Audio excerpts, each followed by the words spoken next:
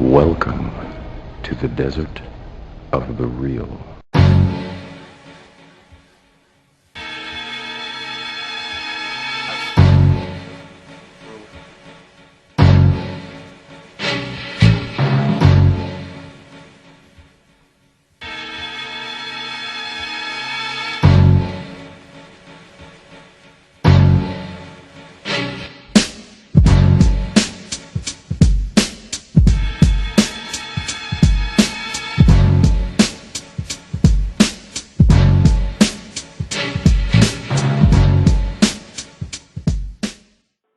Peace, this is IvyPrincess calling from Phoenix. Peace, sis. All right. IvyPrincess, peace, sister. Yes, just listening in, and as far as the topic is concerned, as far as bunkers, geographically, a lot of, you're not, well, I could say, like, let's just say in the South, for example, versus the North. In the North, homes don't have basements. I mean, homes have basements, but in the South, they don't. Because they say due to construction, the sand is too soft and it won't support anything really underground. Not really sure about that, but, I mean, that's what they say. But I think the real solution is to, like we were saying in the chat room, align with other countries. Right. You know, because we can't rely on China. We can't rely, definitely not on the U.S. I think Katrina was an example of that. Right. You know, relying on the U.S. is out of the question. We have to save ourselves pretty much. Yeah, I agree. And I think that, you know, that's... Did you see 2012, by the way? No, I didn't see it yet. I planned to.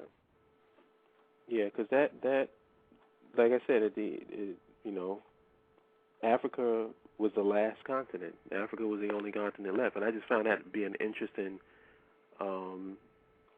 visual there. Like, that was actually the last shot of the movie was, you know, the globe showing Africa.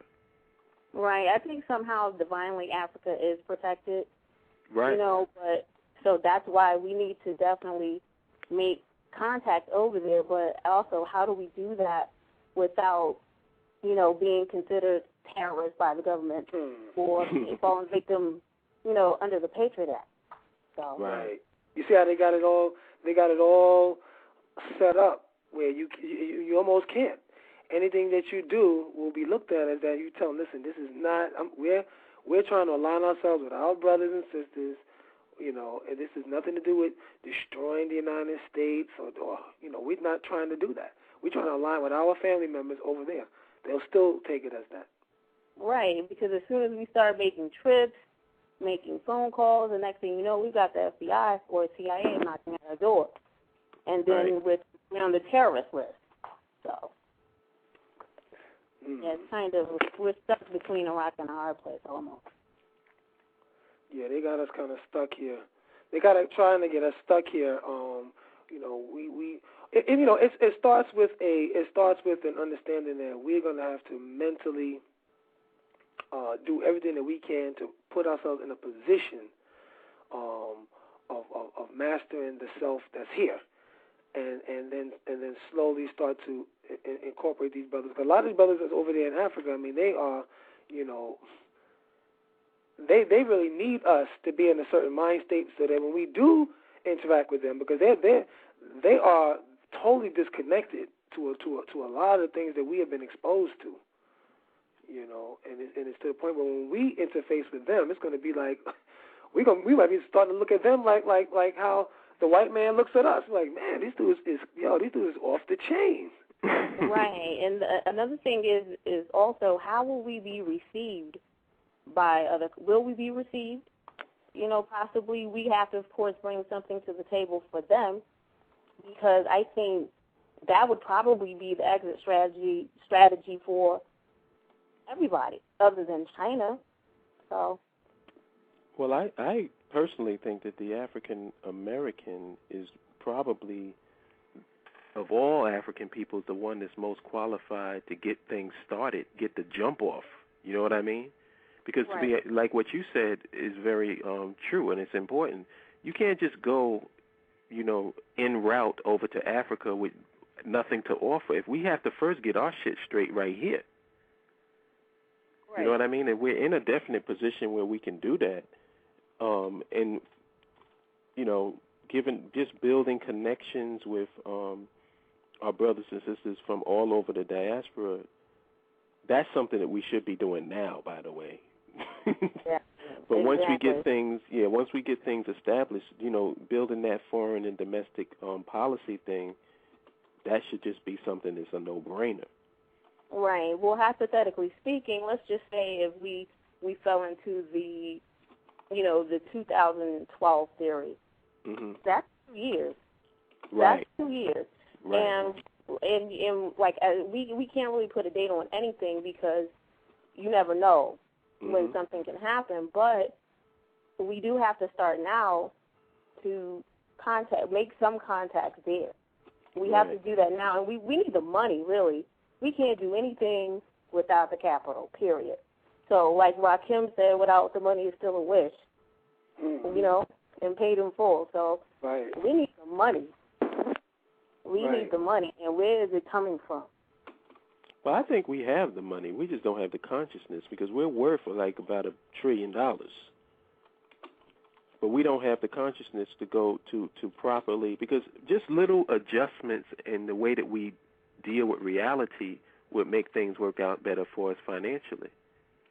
But because we don't have the consciousness, the money is not utilized properly.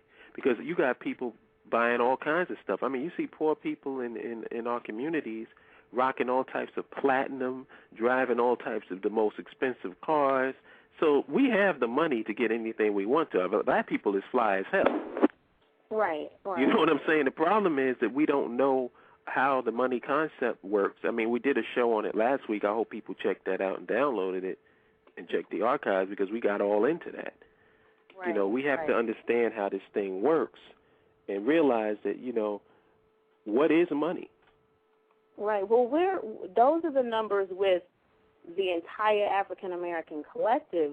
That's not including.